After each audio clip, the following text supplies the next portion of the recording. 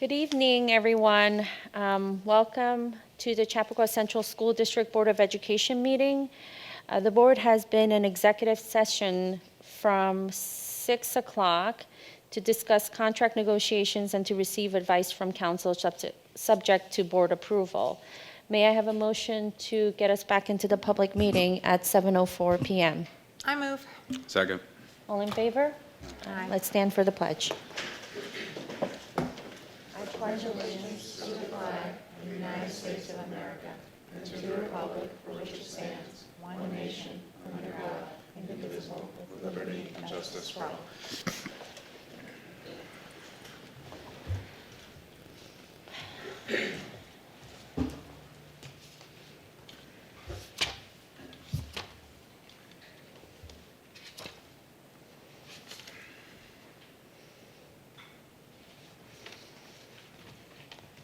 Okay, so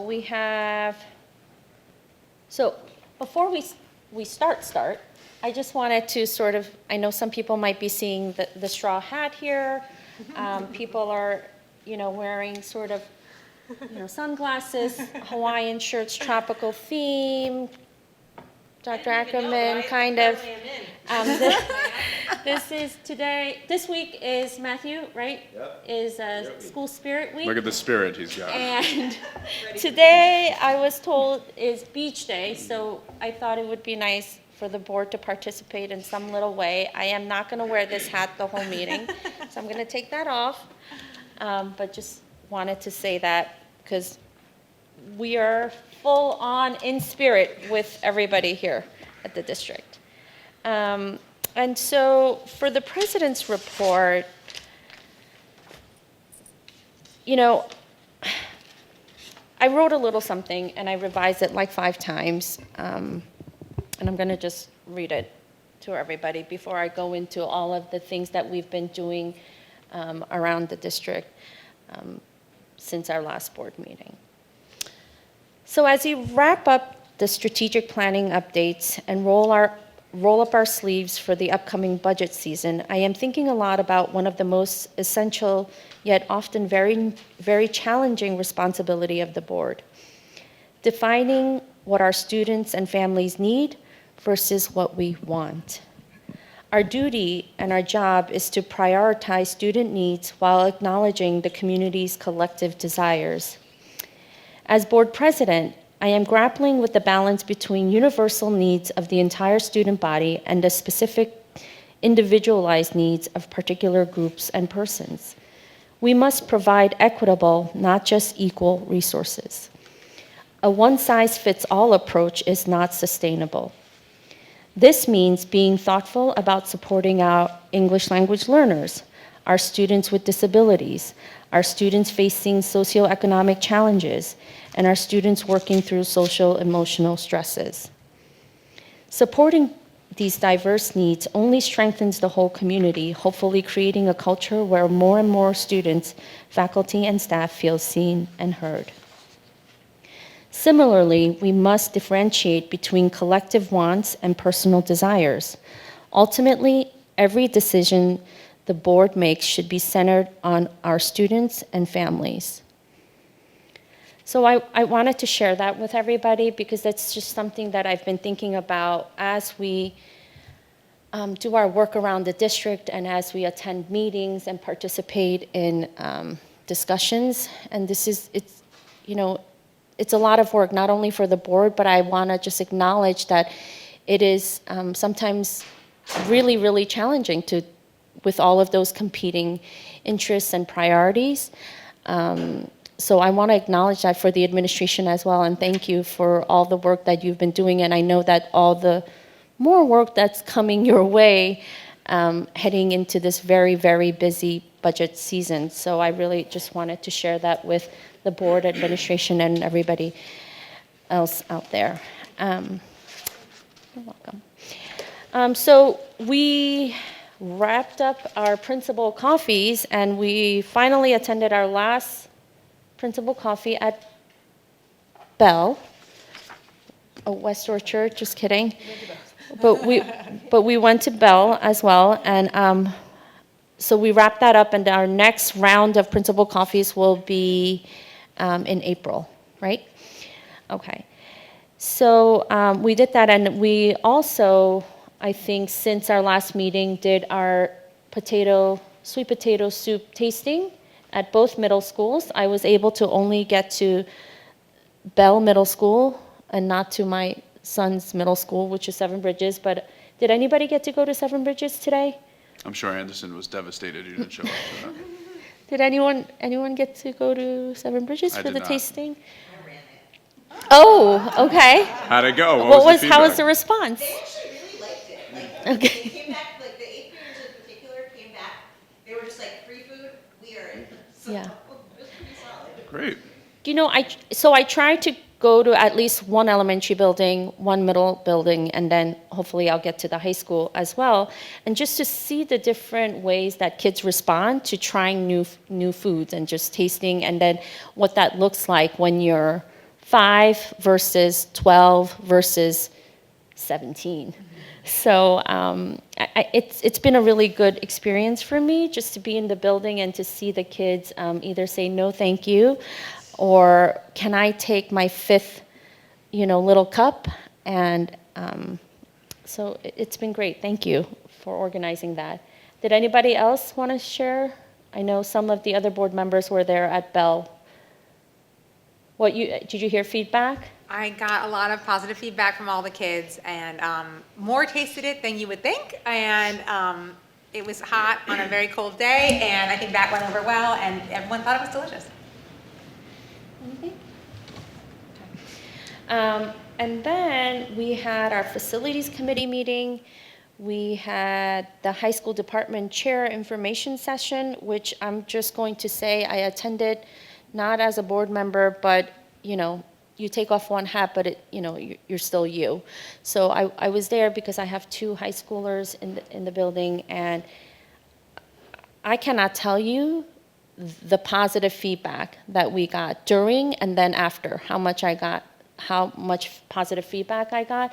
And it was really, really it was just informative, and it was thoughtful, and I really appreciated the time that was built in, where Dr. Seppi said at the beginning of the meeting, because it was kind of set up like round robin, so all the different departments had their little corner, and then there were chairs, and you get to start wherever you want, and then you just kind of rotate through.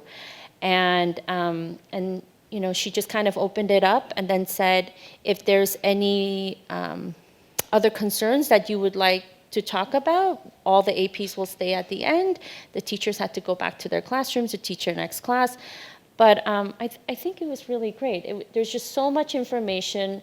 I had a lot of questions myself, and I have 2 kids there, a 10th grader and a 12th grader. And I think just being able to have that, quick access point to the department chairs to say, hey, I was just wondering about this thing, and then maybe, sometimes it's hard to put it in email or pick up the phone. It's not hard, but I could see the challenge.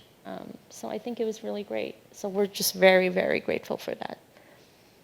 Do you want to say something? Yeah, I'll just add that I thought it was amazing, and I got also lots of positive feedback from parents who just really appreciated the department heads taking the time to come and explain the charts, and the course decision book in more detail.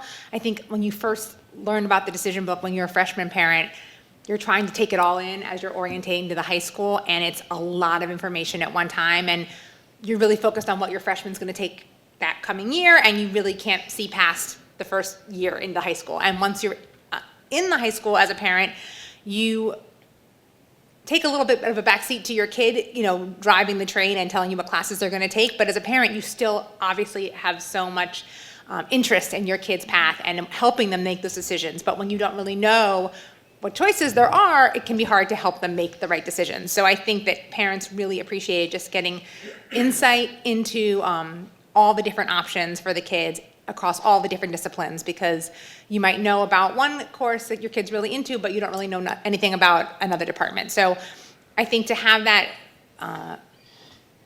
to have that ability to get a little more insight once you're in the high school was really, really helpful for parents. And I thought everyone just felt like so grateful for the teacher's time and also just to have a little insight into the choices their kids can make.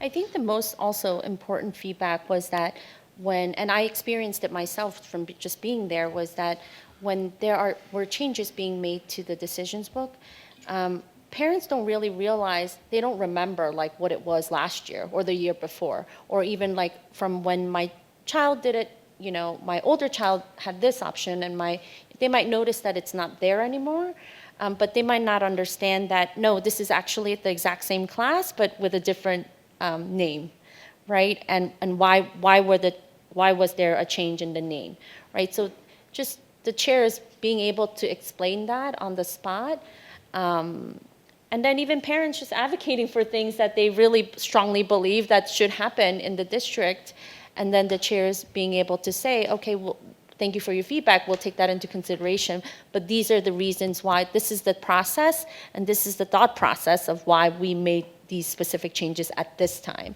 And so I thought that was just very well articulated. So again, thank you.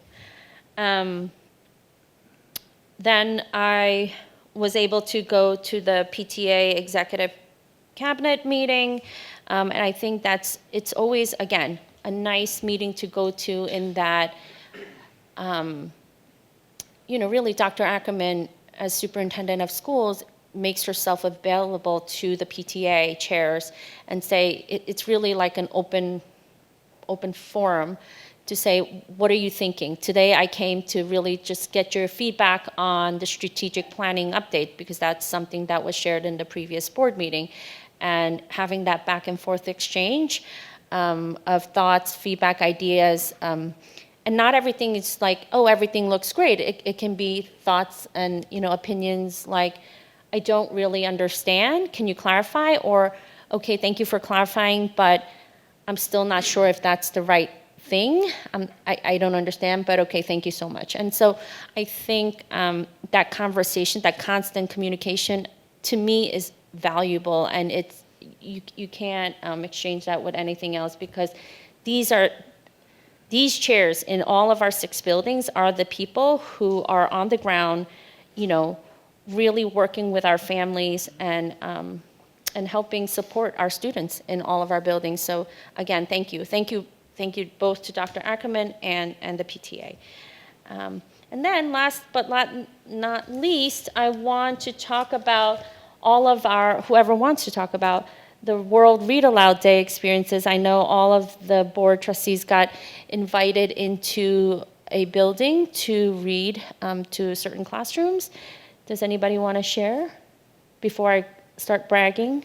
Sure, I'll share quickly. So I read the book Stand Up by Brittany Cooper and Kathy Ann Johnson to Miss Ryan's 4th grade class at Roaring Brook.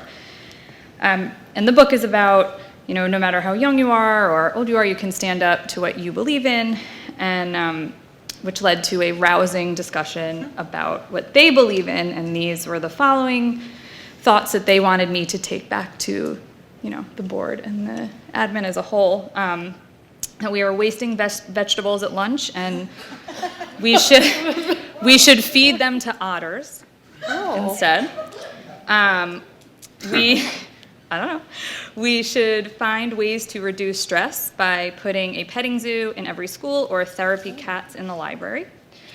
More comfortable chairs, and the last 2, which I actually think are good ideas. Bigger rugs for the older grades, for the older classrooms, so they have space. And higher quality toilet paper. This is, this was what was important to the 4th graders at Roaring Brook. It has to be septic safe, though. I understand, but but it was a lot of fun. I think that's good feedback. It was excellent I feedback. actually love the idea of the bigger rugs because Yeah. are you done? Yeah, no, it was a lot of fun. It was because I was in a 4th grade classroom and I noticed that the cool guys sat in the corner, not on the rug, because there wasn't enough space for everyone. I think that's. Sometimes you gotta listen to the kids. They had a lot of ideas. I would love otters to eat the vegetables and have petting zoos, but that might be hard.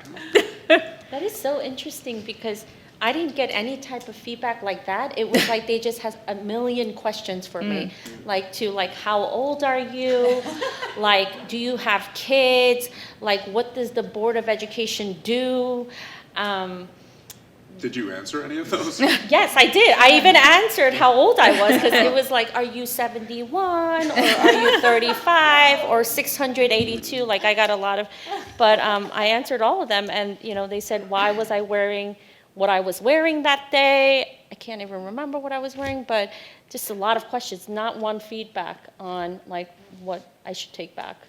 We had a robust discussion on The Eagle and the Wren, truthfully. I love that book. It was a great book, and the class was really engaging. And other than one fourth grade girl who wasn't so thrilled that I was there, everybody else was really into my being there, and they were happy to have the discussions. And I almost think at one point I was overstaying my welcome because I really was enjoying it and I wanted to stay.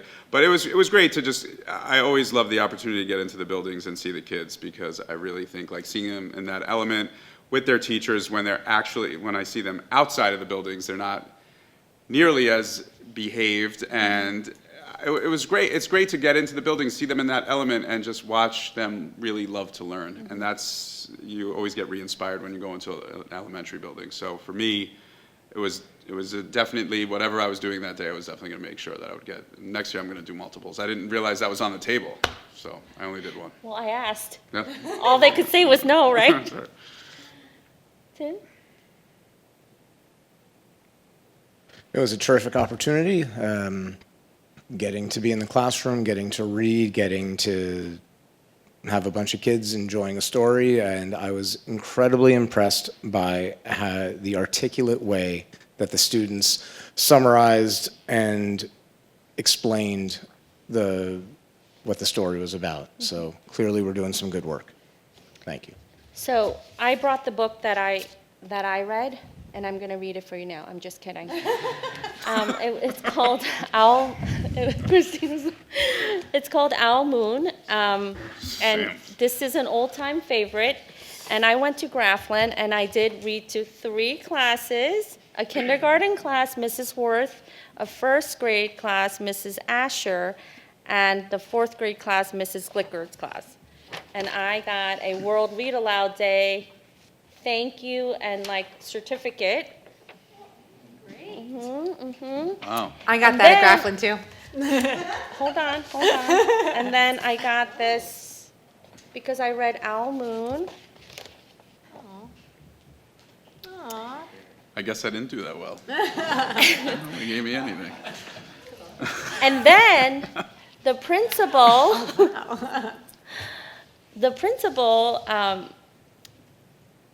I forgot her last name all of a sudden. Mrs. Auspa. That's told okay. She me- always forgets mine. Sorry. She told me that I could be a professional read-alouder. Read louder. I'm not sure if she said that to all the people that came to read aloud. She did not Day, say that to me, so. but I just wanted to share that. So we are very thankful, and we're always excited when we get invited to things. So please invite us. Please invite us.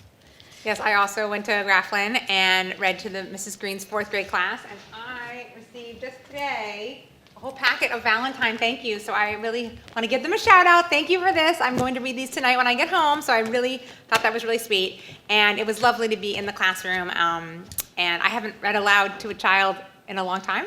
My children don't like it when I try to read aloud to them, read to them, so it was really nice to have that moment and remember what it's like when children listen to you. So it was really nice. Next year, I would like to go to the middle schools.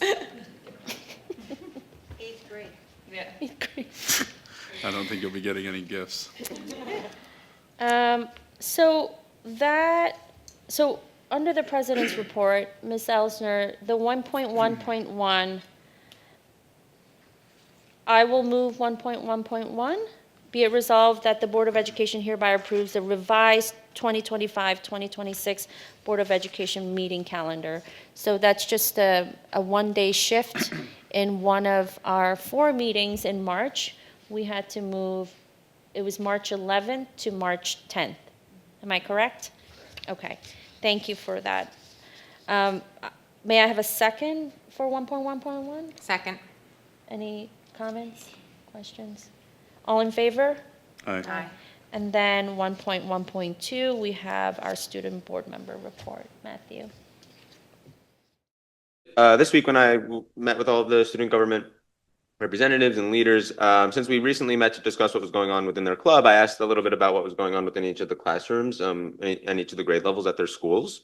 So at the elementary school, this was the first two things are kind of general, but the newspaper club at West Orchard just published the first edition of the Woe Times, which I thought was a very awesome name, and they seem very excited about it, and hopefully we can get access to it because I'd love to read what they wrote. There's also a kindness project currently going on to celebrate Valentine's Day. And then third grade, they have a performance upcoming. They describe it as like an all around the world performance, which is very exciting. Second grade is writing their all about books. Fourth graders are writing their biographies, and first grade is in their sound and vibration science unit, which is very cool. And then kindergarten is working on their Valentine's Day centers. So good work going on at the elementary schools. For middle school, I didn't get a sixth grade report, but the seventh graders have a field trip from both middle schools coming up to the Bethany Arts community. I think to support their social studies curriculum.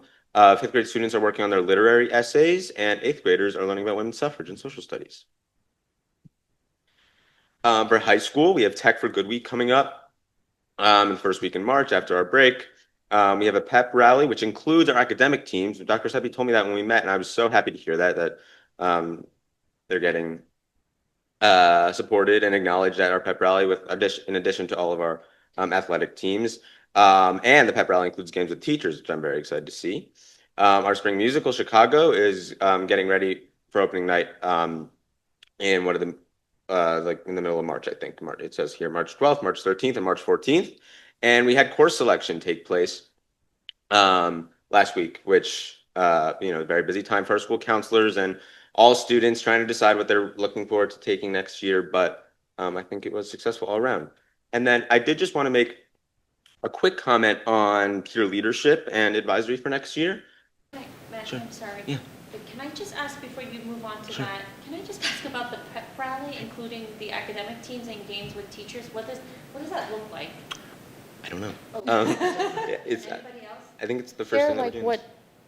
what does a regular what did the It's- previous pep yeah. rally look like? So they're in the gym, they call the teams out, and they usually have activities for the kids and faculty to participate in, and it's on Friday.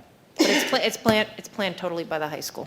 So I don't really have the specifics of like the agenda for the I did afternoon. hear really like exciting things about it. I've never been to one, obviously, but I just was wondering. But you're saying that previously the academic teams were not in. Well, Yeah, actually, I mean, they weren't teams, Yeah, so they that's weren't why. teams. And yeah, also so now- our first pep rally was Right. second week of September or something Okay. during homecoming. So Oh, there okay. not been any work or the team may have not been formed, but I'm glad to see that they're getting acknowledged here now in February.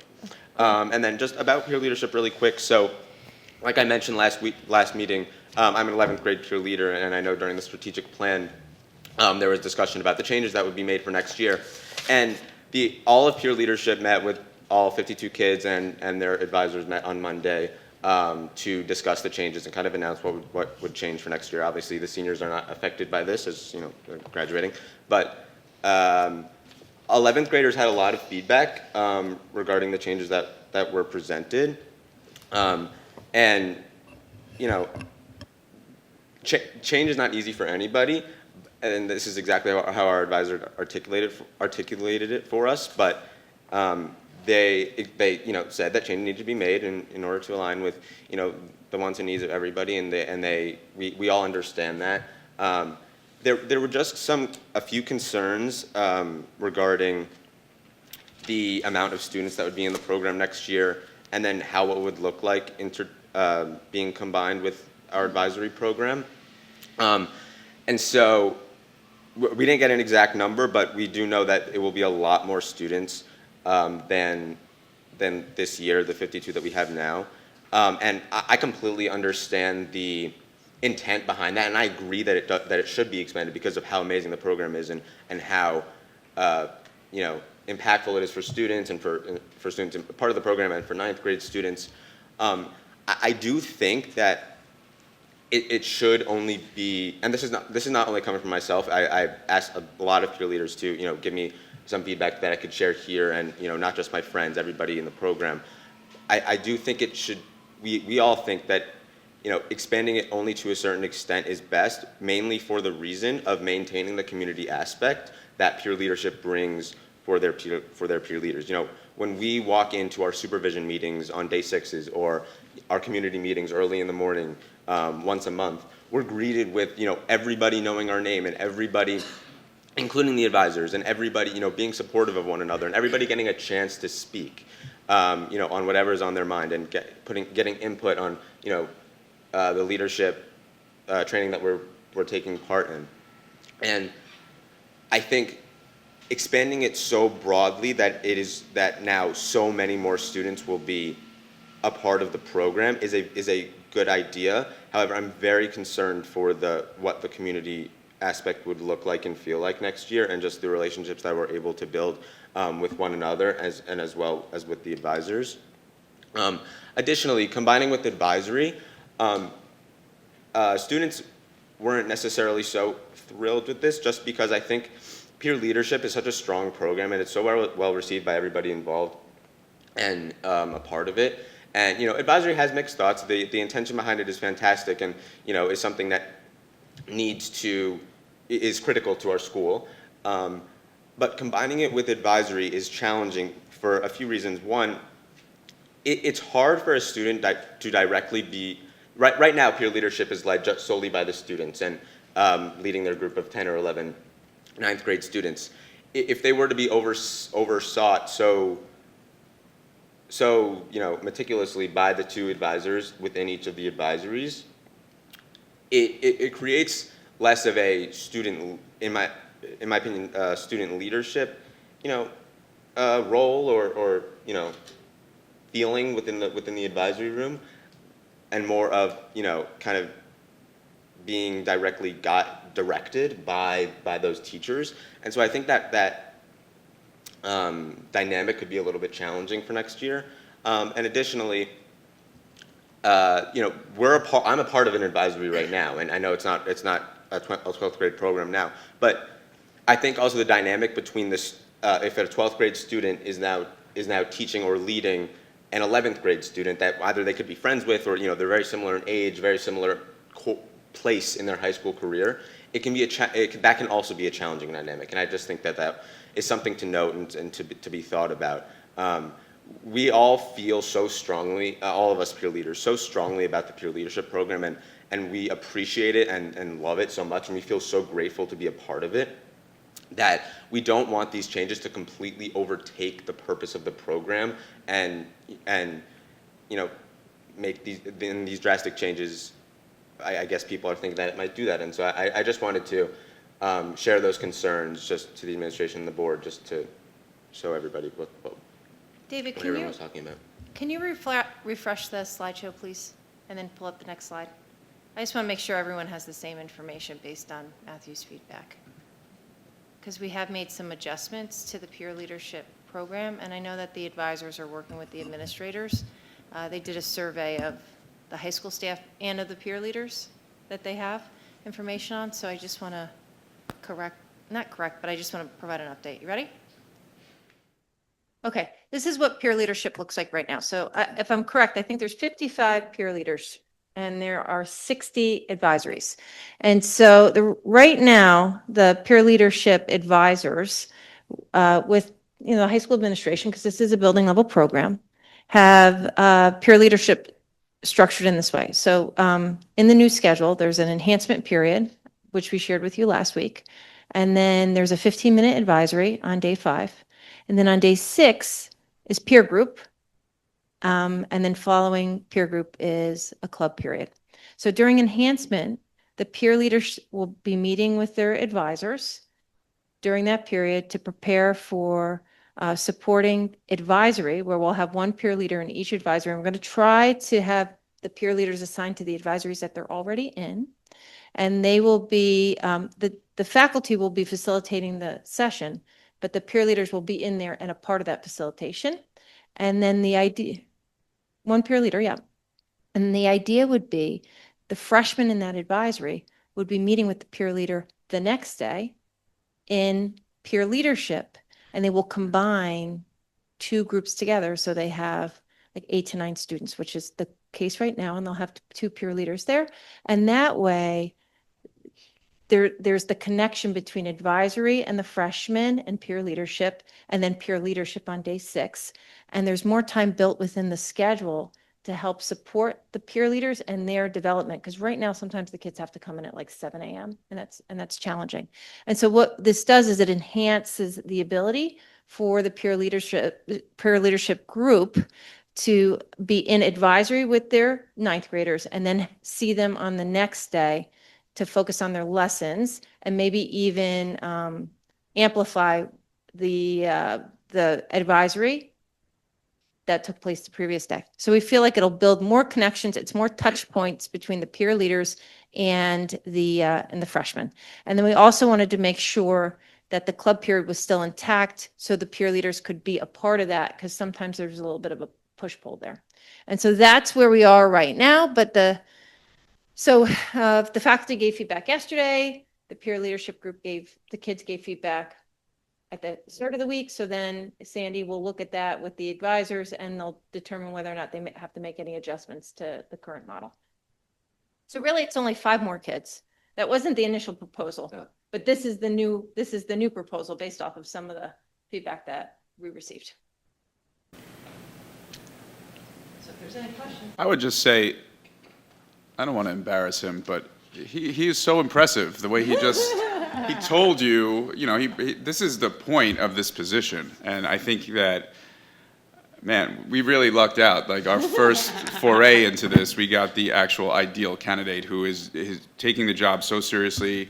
And at how old are you? 16, 17? At 17 years old, I never would have been able to make such a strong point to the boss of the district and the board. So I just, again, I don't want to embarrass you, but you're really, I would buy all the stock in your future. Thank you, Matt.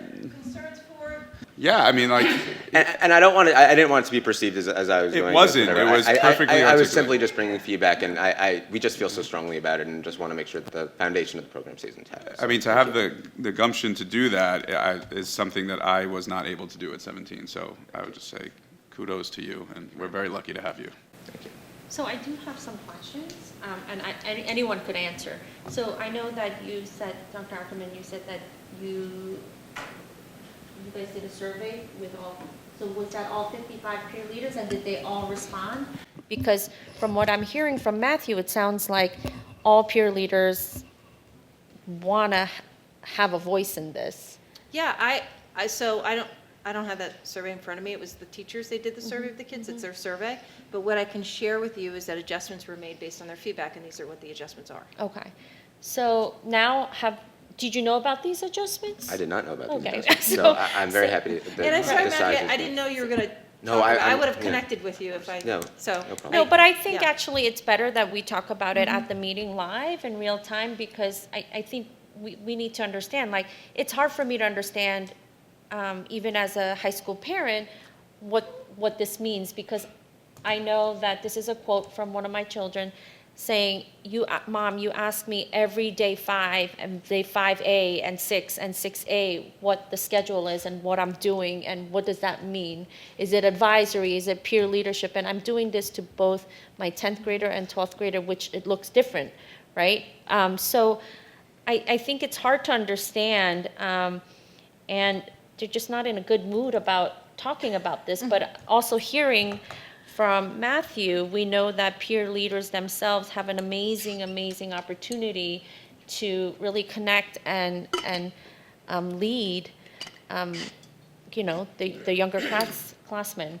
And thinking about, and so without having a real good understanding of what was happening, and then the initial proposal, and then even shifting that initial proposal to the new and updated version, I would ask Matthew, is there something that you're seeing here that you're really happy about? Is there, I'm not saying like this is your time to make your 3 wishes and it'll be granted, but just I want to give you that space. No, that was great. I was unaware of the changes. I was just speaking about what we've all heard on Monday and just kind of the rumblings throughout the past couple of weeks, but this looks good to me.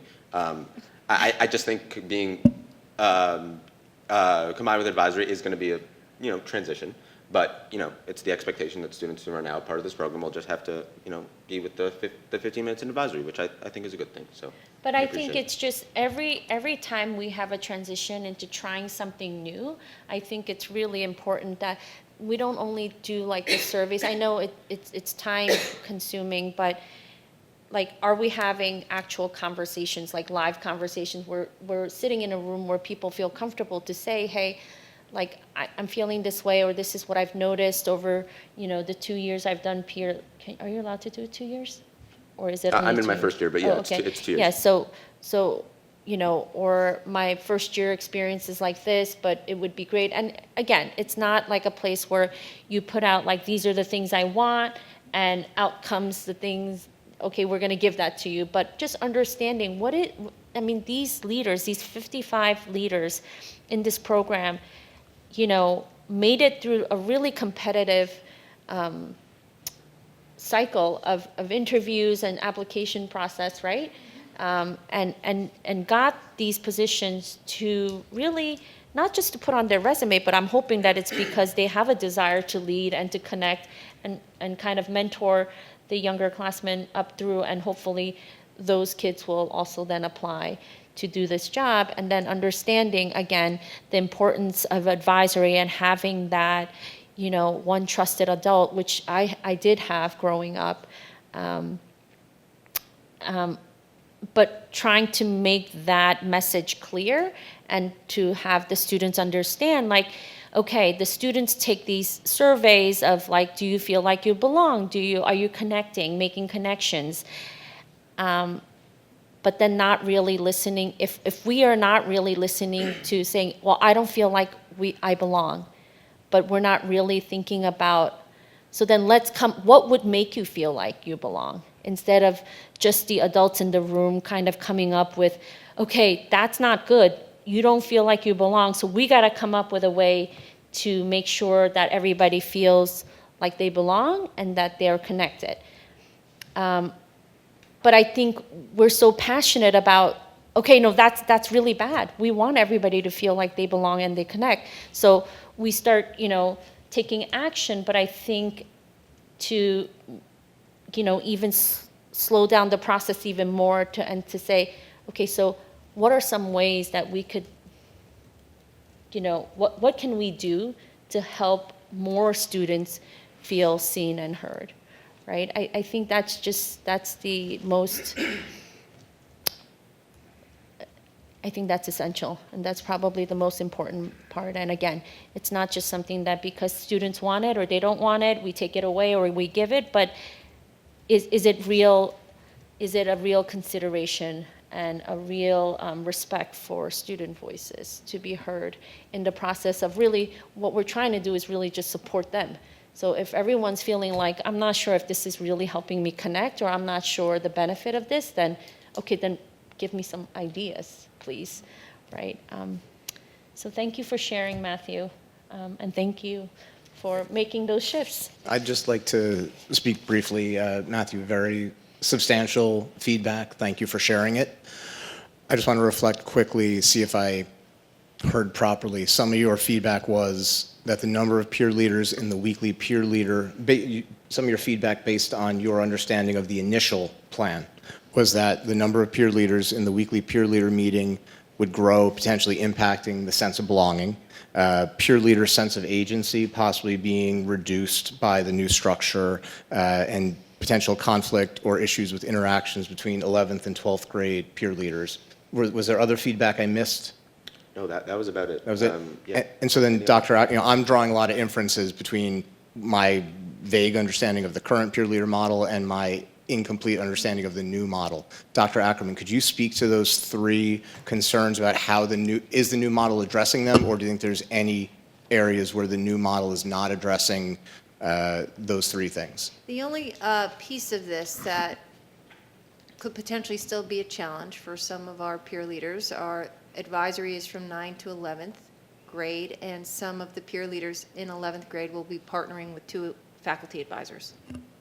But I think that. As opposed to 1 right now? As opposed to the 12th graders who aren't required to take advisory, and so they would be partnering with the faculty advisors, and they maybe wouldn't have that dynamic of trying to help facilitate advisory with classmates. But I feel like we have a structure in place to really support all kids through that enhancement period, and I trust that our faculty advisors will help navigate those moments for our staff, for our students who might initially feel uncomfortable. What I like about this are the 2 touch points between the peer leaders and the 9th graders on 2 different days. I think the program's going to elevate. And I also like the training and the modeling that our peer leaders will be able to experience in the advisory from our faculty. So I think this is going to elevate the whole program. Initially, we were thinking about having 2 advisors, 2 peer leaders in advisory, which would have really increased the number of peer leaders in the program. But based on the feedback we received, we walked that back and came up with this model. So I think we're in good shape. This is like, we're only in February, so they're going to work on this more. You know, they just got another round of feedback, but I think we have a pretty good structure in place. So now is this based on like fine tuning this over the next few months? Could there be a few more adjustments? Maybe, maybe not, but I'll leave that up to the high school, and if there's a significant shift, or if there's, you know, I'll be ready to present that either in June, or if Matthew wants to talk about it in a meeting, I'll get ready to do it. So. Okay, great, thank you. So Matthew, this is your chance to go back and say, keep the feedback flow coming, because this is your time. This is your time. Okay, moving on. Oh, so I'm going to now move on to a topic that was brought up by my fellow board colleague here, Tim, and he had requested to have a little time to discuss about possibly having a Board of Education liaison to the Chappaqua Summer Scholarship Program, otherwise known as CSSP. Right, so I'm going to open it up to you, Tim. Yeah, thank you. So as you know, I have proposed that we establish a board liaison to the Chappaqua Summer Scholarship Program. And the reason why is because as I think about the core values of our community and our district, I think two of the core values I think are education and stewardship. And as the Board of Education, as the governing body leading our district, we obviously spend a lot of time talking about education. And I also think it's very important that we embody the value of stewardship in a very regular and tangible way. And I believe that establishing a liaison relationship with Chappaqua Summer Scholarship Program, which I'll now refer to as CSSP, would be a terrific way to accomplish that. CSSP, I'll give a brief description of it just to make sure everyone is operating on the same information. It's a local organization. It's been operating since 1968, which is 58 years of a local homegrown stewardship organization made up of Chappaqua residents, also Chappaqua School District faculty and staff who support high school students from the Bronx who don't have access to the same education resources or opportunities that we do here. And the way it works is that these Bronx high school students will come up to Chappaqua and stay with Chappaqua host families for the summer. And they'll do that for 3 consecutive years. And during these summer sessions, the students are offered a number of academic enrichment opportunities ranging from arts to engineering, most of which are taught by our faculty who are volunteering our time or by district residents. The high school students are also afforded opportunities from a number of community partners of CSSP. I know Town of Newcastle baseball and softball always offers athletic opportunities. Local businesses donate their facilities. When it's not the summer period, then the high school students are provided tutoring and college application help. And then when they do matriculate, CSSP provides a stipend to support purchasing of books for the students who are now attending college.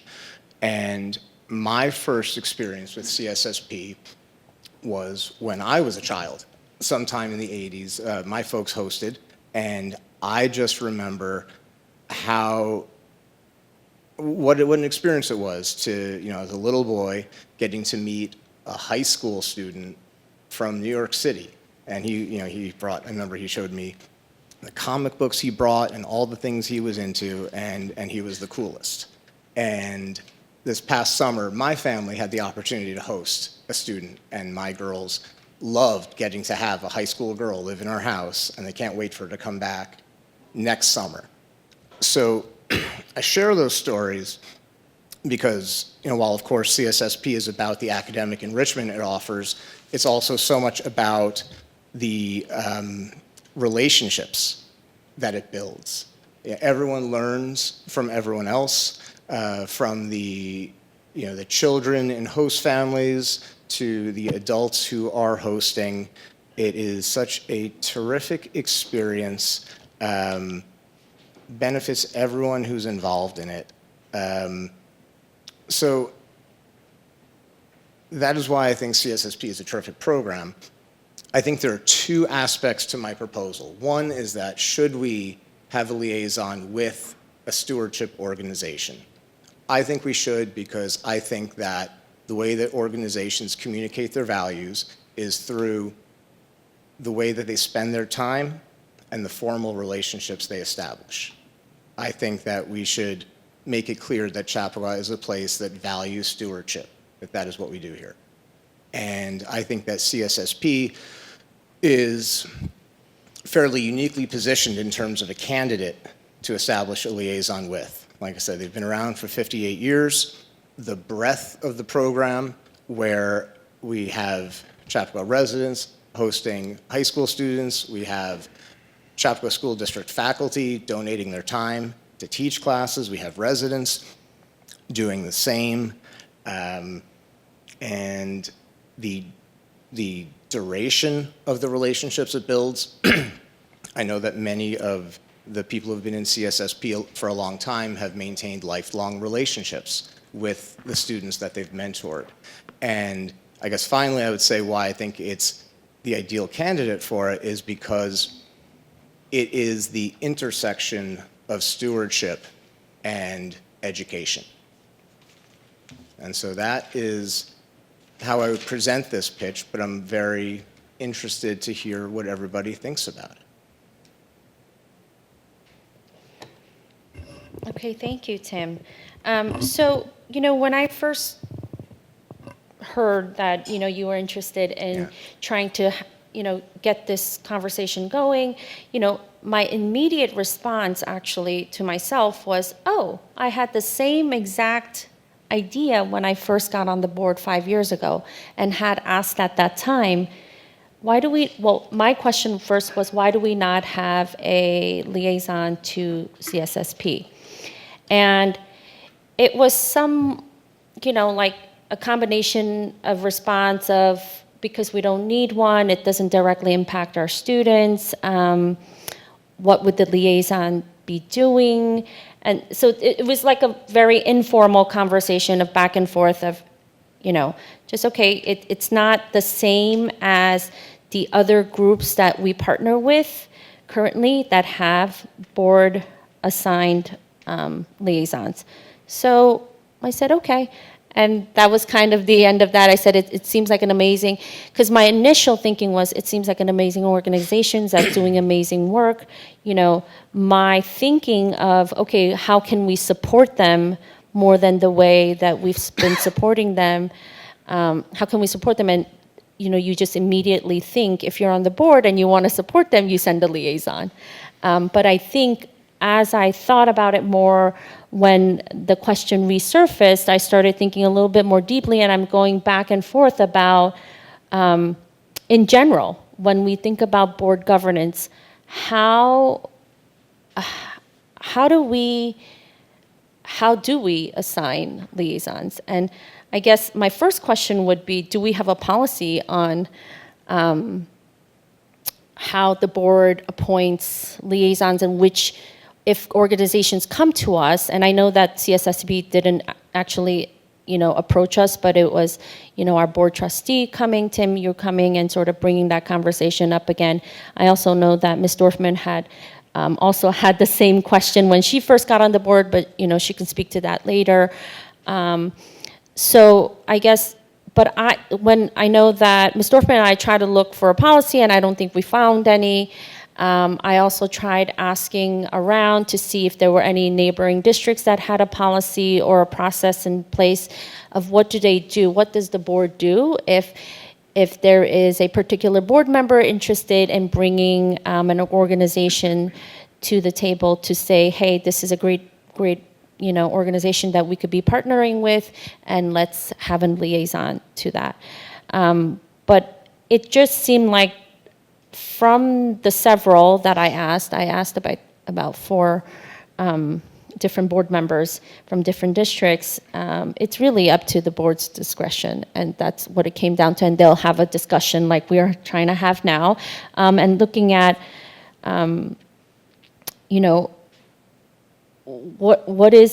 does it align with district goals? I mean, what is the partnership purpose, right? What role would this liaison have? Would it look like the other liaisons that we currently have, right? What would be the communication process?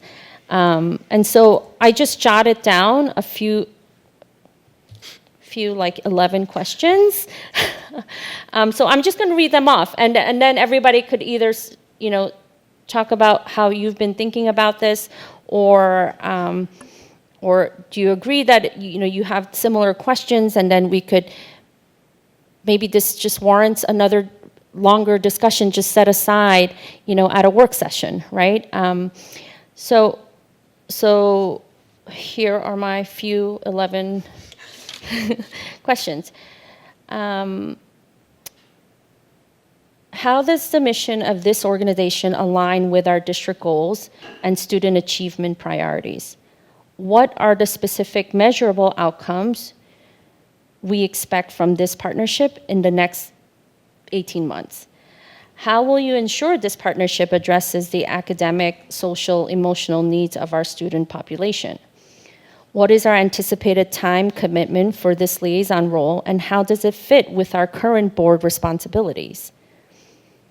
How will we handle potential conflict of interest or confidentiality issues between the organization and the district, if any?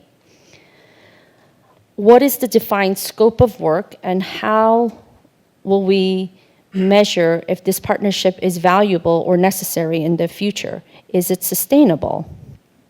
What's their financial stability look like? What is their budget?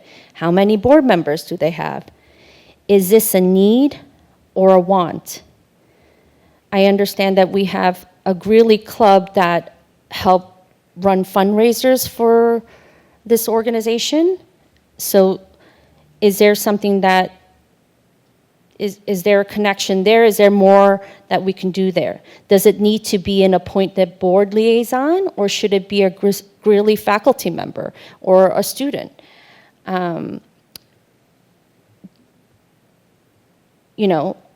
These are just some of the questions that I have.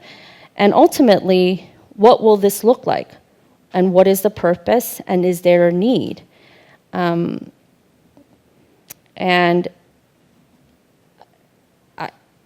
Like I said, I understand the request for the liaison, but I'm just trying to understand and flesh out what is the most appropriate thing to do, because in asking those questions, actually, it made it more clear to me that the current partnerships that we have with organizations like the PTA, the Scholarship Fund, Chappaqua School Foundation, the Boosters Club, right? These are all, I was able to say, okay, this makes sense. So I don't want us to, it's not a matter of thinking about this organization to be is it a good organization or not? Is it valuable enough to have a board member be sent there, every month for, to be the board liaison? It's not about that. We're not here to judge that.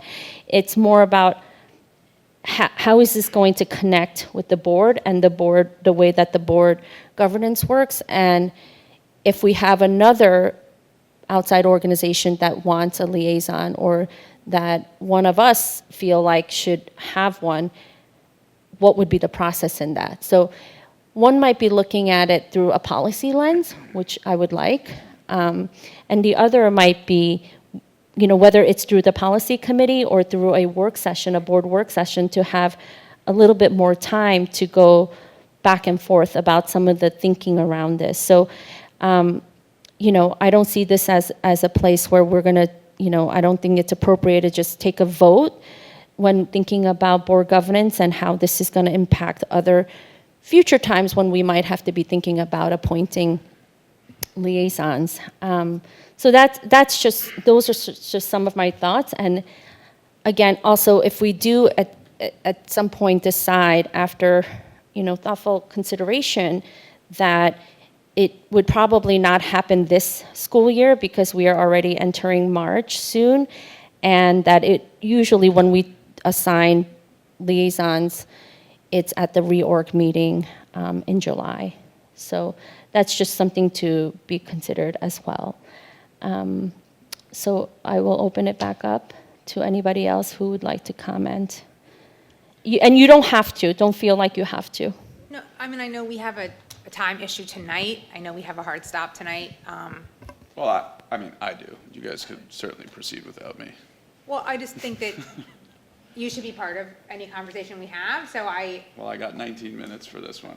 but we have the whole rest of the agenda to do too. So the idea of a work session to talk about it at more length seems really reasonable to me. And I think there is more discussion to be had, so I think that is a really good suggestion. I second Alyssa. Yeah, I don't want to, I would never want to rush through a conversation that one of our board members felt so passionately about. And you have questions, and I guarantee Tim has answers to those questions. So if it's okay with Tim, I guess we can move this to a work session. But if not, I'm fine with us talking about this for the next 15 minutes and then me missing the rest of the agenda. It's really your call. Yeah, I'll just observe that the way that our board has been functioning is very slow. It would be, I think, beneficial to, doesn't have to be on this, but just to talk about more in the business meetings. We can talk about things here. I think that's some of what the community wants, is to see more transparency and more discussion.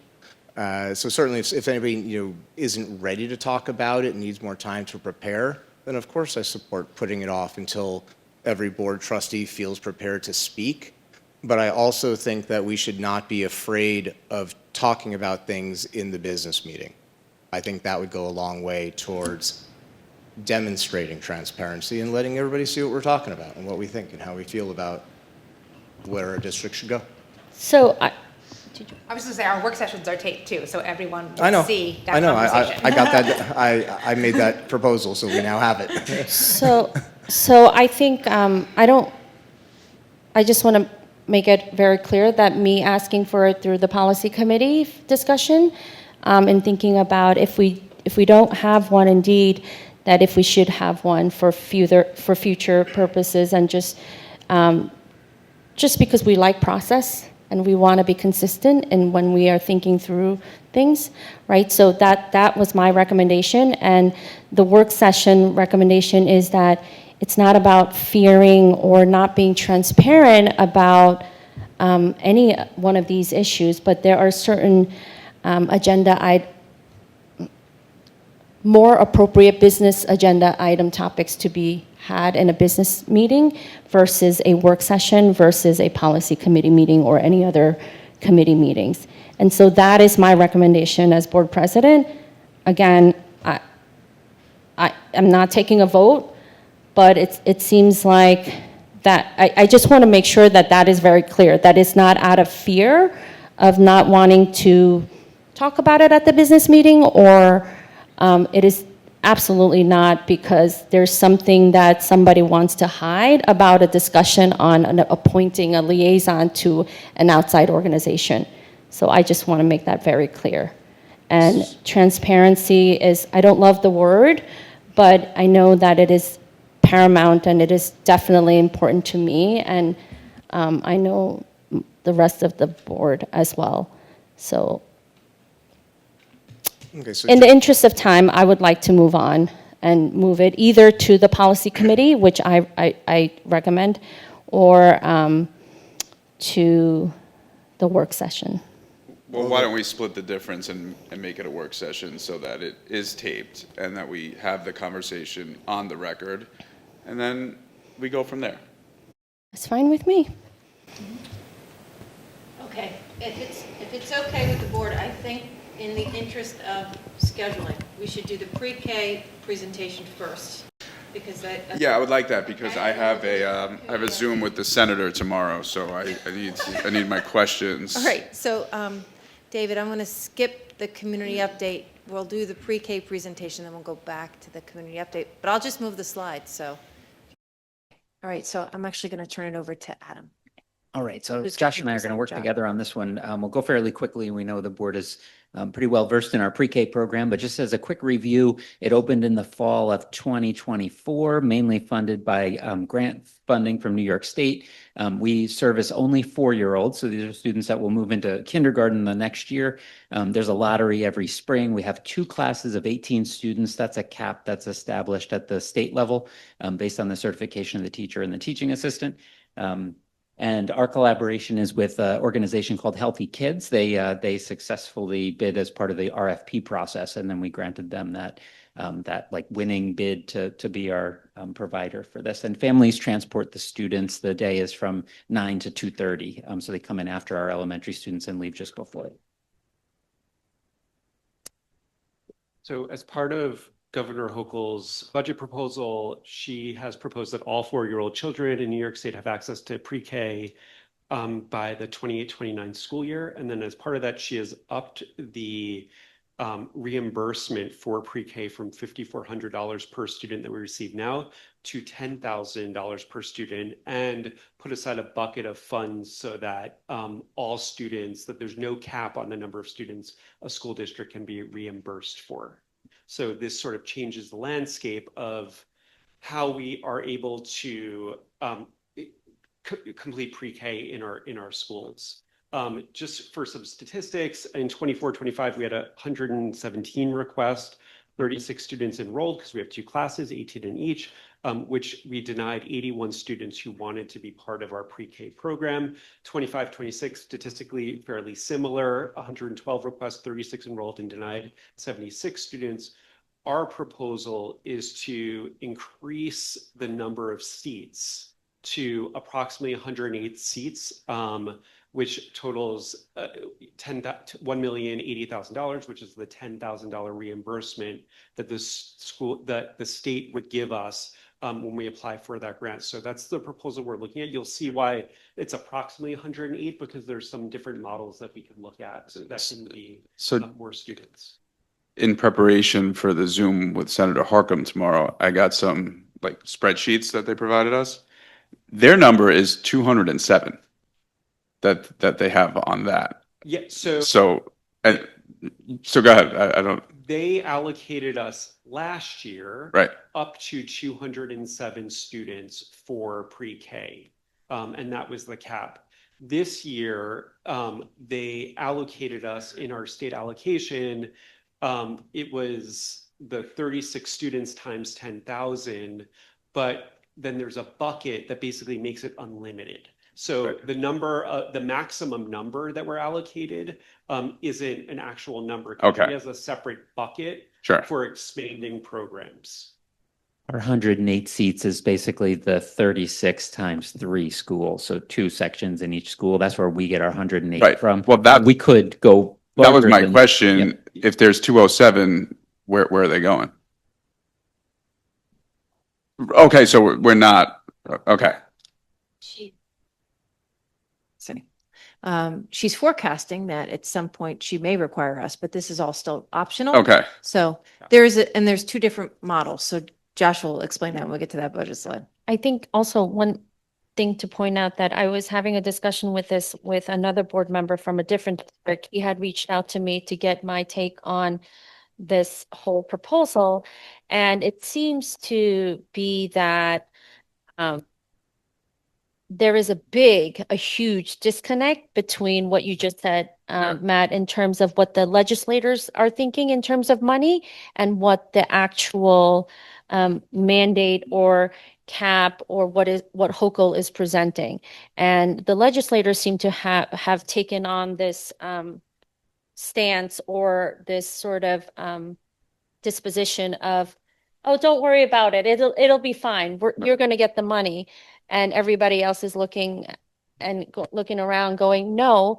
And I feel like we're unique and we're blessed in a lot of ways because we have the space. A lot of districts just absolutely don't have the infrastructure. They don't have the classroom space. And so if they would have to build new spaces to house this, that number is going to go up exponentially. So it really depends on what the district's needs are, and then what do you have available already in place, set to go. But there is a big disconnect between the legislators Right. and the Yeah, so Governor Hochul. we're discussing, she has a line item that has allocated our school district, and then there's additional large bucket of money that this is her proposal, right, to put in there. But her allocation is the 10,000 per student, which I think we know if we look at our per pupil expenditures, it's over 10,000 per student, which is where I think the legislators saying. So in 25-26, the state aid we received on our pre-K was 194,000, which 396, which is $5,400 for the 36 students. We did allocate $7,000 for supplies, and about a quarter of the time that the work that Carol Bartlick is doing is overseeing the pre-K program. So I value that at about $40,000. And then there's additional, I think, Kelly, which is what you're talking about, soft costs that we don't calculate, which is the use of our space, the electricity, the cleaning, the things that are already in there and that we have extra space to put those two classes in our annex. Right. And I mean, there's just going to be a lot of questions, like the question about like, if we outsource it, like, are we going to be required to provide transportation for them? And so is that an additional cost to the district, right? If you decide that you're going to do full day versus what's the minimum, 4 hours? 5 hours. 5 hours. So like that means, so 5 hours and we would have to provide lunch. So then right now it's free lunch. Right. But we don't have to provide lunch for. So we don't. Okay. Okay. Yep. So for us, it's free lunch, but what I'm saying is, so do we need to provide lunch if is it going to be a mandate, right? So, and I think like these things could all shift and change. Right now it's not mandated, but it might be. And then, the scary thing is that there's no cap, right? Then we're going to have, and how does it look with our community preschools really losing business? Right. So we'll talk about that in Yeah. a couple slides. So the governor's proposal is the same program, right? The same five-hour day, but a reimbursement of $10,000 per student. And as we said, they're not capped. That $10,000 can include staffing, supplies, equipment, administration, classroom setup. So there is, you'll see in the budget, still a district budget line of $7,000 for supplies, but we can allocate other funds as part of that $10,000 reimbursement to supplies, not just pay a contractor the $10,000. We could use that for our administrative costs and for other costs as well. So what we're estimating, so our plan, and I'll talk about that is to put an RFP together to start to get proposals. We're estimating based on where other school districts are right now. I don't have what the future is, a contractual agreement for $5,500 to $7,500 per student that we receive. Those are my estimates based on what other schools are paying for UPK for contracts. We are going to have some classroom updates that we're going to have to do if we're expanding to 6 classrooms, supplies and equipment, some soft costs, and admin salary to stay within the my goal would be to stay within the $10,000 reimbursement per student that we would have for the 6 classes for an expanded. So I just want to be clear on how we're structuring this. So right now, the staff works in our building and is supervised by an outside organization. So they're not a part of our collective bargaining agreement. So if we expand, we want to expand in the same way. So we'd have 6 classrooms of an outside organization coming in and facilitating pre-K. So they're not a part of our collective bargaining unit. But then we would look to supervise the program through the administrator that is in charge of elementary education, because we need to provide oversight for the instruction. So that is our vision and how to do this in a way that protects the district, so we're not committing to staff in case something happens and the funding's not there in the future, but we have the instructional oversight that we need so the program's aligned with kindergarten. Okay, go ahead. And it's not our building administrators, it's the administrator who is in charge of elementary It will education. be so in our proposal, we'll have Carol's position being full-time. Right. She'll partner with the principals because they will have to provide support, just like Debbie does at Grafflin, and these two will be in the buildings. Yeah. But we want someone specifically in charge of supporting families, working with the staff, ensuring the instructional program is being followed. Because it's an extra load. Working with Right. the liaison from the organization, who's the supervisor of the teachers, who isn't on site all the Right. time. And then, sometimes this is our children, sometimes this is their first experience at school. And so there's support that needs to be Yeah. there that's coordinated with our staff in the building, like our psychologist and other pieces of people who have some expertise. So, okay, go ahead, Josh. Yeah, so, yeah. Okay. Right, so we have identified, walked the buildings with the principals to identify the spaces, potential proposed spaces. This is a Roaring Brook view here, just to orient you. The entrance of Roaring Brook is kind of to the bottom right there. That's the traffic loop that comes up. We have some storage space that's actually it's former classrooms that we're just using for storage, and also some an intervention space up there in the top corner. It's important because of the drop-off loop that's there. We'll be able to have the drop-off loop that goes up through the playground. The drop-off and pickup will not interfere with the use of that blacktop. They use that as the pickup loop right now currently at Roaring Brook, and we've got the space there. So we'd upgrade, make some adjustments to those classrooms there. That's kind of where the music wing is. There's a few steps that go down, but just to give you a sense. And we did look at the demographic data of students coming in, and we feel like we can support these classrooms as pre-K classrooms for a number of years looking out. So that's the Roaring Brook picture, satellite picture. And then West Orchard, it's positioned more towards the back. There's a drop-off loop, for those that aren't familiar, in the back of West Orchard where the parents kind of loop around, and then there's a ramp that comes up. The students would enter that ramped door.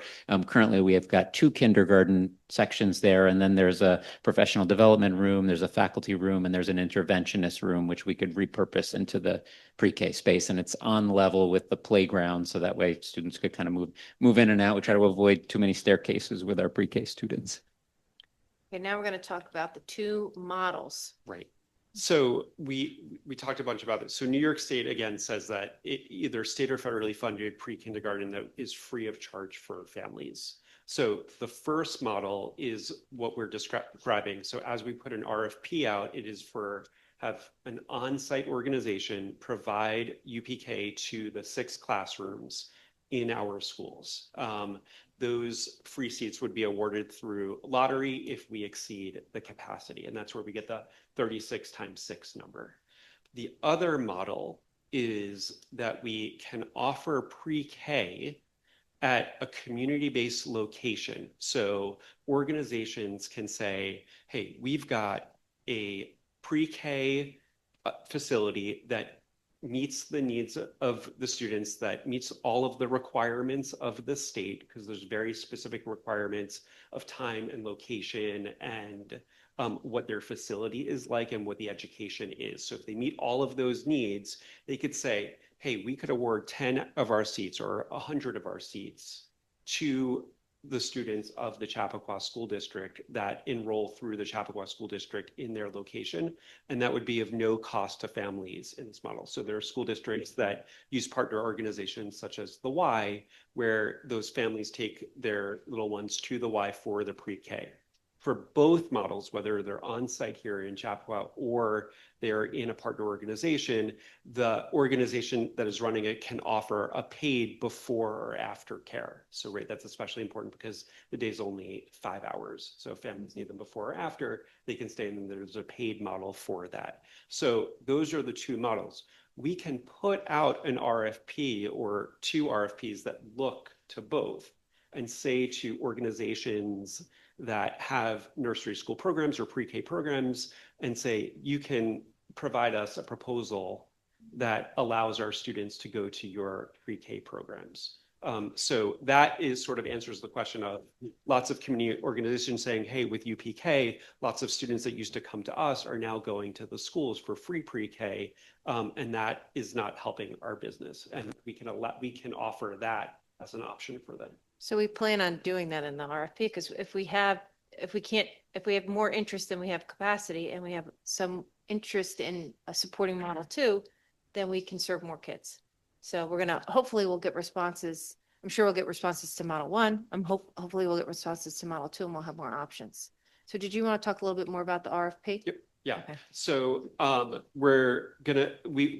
of the RFP process is we'll solicit community-based organizations to partner with us for our UPK for 26-27 on site, a maximum of 6 classrooms, 2 classrooms per building. And that will be the first RFP, which shows them that a full day program, it says 6 hours per day, it's 5.5 hours for 180 days following our district calendar for 18 to 20 4-year-olds per class. That 18 to 20 matters how many people are staffed in that class. They could have 20 if there's 2 in there. If there's 18, they could have 1. The district will provide oversight for the program, including curriculum alignment, student selection is all on us for us to do. And again, they must meet the NYSED regulations for staffing, inclusion, and assessment. And then the contract will be a 1-year contract for an opportunity up to 5 years. And then we will each year evaluate the program quality, experience, staffing, and cost models for that. So that is the way the RFP will work for the onsite, and then the other will just look like having seats in community partnership programs at their sites. Mm-hmm. And then in our next slide, you'll see how we plan to support the program, and we will offset some of the salary for the Director of Elementary Education pre-K to 4 through the grant. Just like we did this year with some of Carol's salary, we build that into the budget moving forward to help support and offset the costs based on the work that'll be happening within the program. And then we also, we have a pretty significant website that kind of articulates our pre-kindergarten program. So if the board is okay with us conceptually moving forward, if you can move to the next slide, Josh. This is our timeline and how we foresee this playing out for the community. So we would first, as soon as we get back from break, we'd put our request for proposals out for responses. Because if you grant one of the proposals, there's some work that needs to be done for the pre-K classrooms to be approved through their partnership with Westchester. So the process has to go probably a little quicker than maybe other initiatives that we've had, because there's an outside agency that provides some oversight. And then we would start talking with our families in March, and then we do our lottery on April 8th after the budget is approved from the state, because again, this is contingent on the governor's budget. But we'll know by April 1st, even if it's not approved, whether or not it's still in there. And so I'm pretty confident we're going to be able to move forward based on what her priorities are. And then our hope would be on the 8th, we have the lottery. We'll notify parents of their status with the understanding that it would be contingent on the budget being approved. And then we would hope that in May, we'd have a provider recommendation for the board. Can I ask a quick question? Yep, now it's Q&A. I know that obviously a lot of this depends on the governor. And Wait, hold on. Yes. Matt, are you leaving? I am. Do you have any concerns with us conceptually moving No, forward? I don't. Okay. Thank All right. you. Sorry, Elizabeth. No, no, Just no. wanna Make sure. yeah, Okay. bye, Matt. Anyways, I was just saying, in the future, rolling forward, I know you said it's a 1-year contract with the outside provider. Are we gonna need to do this every single year that the families won't know till April or May? I would love to let them be able to find out as early in the year as possible because regular preschools have deposits that are required in the. That's a great question. So we are redoing the RFP because we're increasing it by so much. It will always depend on the governor's budget. And so I feel like once the program is set this year, unless there's some kind of fiscal crisis, based on how she's forecasting what she feels she's supporting moving forward, that funding will be available. And so our goal is to move our timeline up. So our timeline has been pretty late for families in the past 2 years. So now we're kind of way ahead of where we are previously based on how she's presenting her budget. In the past, I've felt really uncomfortable moving forward because of all the conversations around what is and isn't going to be cut out of the budget, but this is not one of them because I think there's a pretty strong understanding that families who have younger children are really struggling paying for childcare. So it's my hope that we can continue on this timeline moving forward based on what she prioritizes in her budget. I don't think we could pick this up as a part of our budget because we'd be over the levy limit. We would be taking on new staff. I think this is, if we're going to do pre-K, this is the way to make it happen for our community. That's the most fiscally responsible. Great. Yeah, and if we can move it forward for families to be able to make the plan, and if they don't get a seat or if they don't want to choose private pre-K, they know farther in advance. Great, thanks. So right now, then the time that the families will be notified is when? I'm looking at the, yeah. We were gonna, By April 8th, if they have a spot in the class. Okay, And then, but what Contingent on the we'll budget. do is we'll put in our notice to them, this is contingent on the budget Mhm. being. Mhm. And so, after our budget vote, we'd be able to confirm their attendance that. And like, that they'd be enrolled in the class. so, and so you're saying that this April 8th date is earlier than it was the past 2 years? It was What in was June. it the past 2 years? was in late May after the school budget vote. Okay. And this is the earliest you can bring it forward, because I know that people are concerned of like, they're paying thousands of dollars and they will, if they do get picked, they would rather, I guess, take a loss on the deposit because you can't compete with free, right? No matter how low. Yeah, and I agree with you for saying the concern is that there is still not a match of the governor's budget proposal and the legislative proposal right now. And I think for this first year, we don't know what the legislature is going to do with this initiative. Right. So it's possible we would then be awarding seats to a program that the legislature doesn't budget for. Right. And then if for some reason our budget isn't successful and we need to look to make reductions, we shouldn't be adding classes for any students. And so even though we have a significant amount of this offset through the governor's budget, there are still out of district costs. So that to set up these classrooms and to be able to support them. And so that's why I don't think we could confirm enrollment until after our budget process is completed. Okay, so you're saying that this would never then move up anymore? Well, the costs, if we were to, like, we set up all the classrooms this year, that is I don't want to say that's a significant amount of the budget, but that is a part of the budget. We wouldn't have those set up costs moving forward. So I think we'd have more flexibility than we do this year. Would you agree with that? Yeah, John? I would absolutely agree with that. And I think there's also, for me at this moment, a question of what gets codified by the legislature. I have some clarifying questions to ask. Josh, under our current model, the cost to the district to support the pre-K program, what is it, about 50K roughly? It's the portion of the director of elementary education, some soft costs.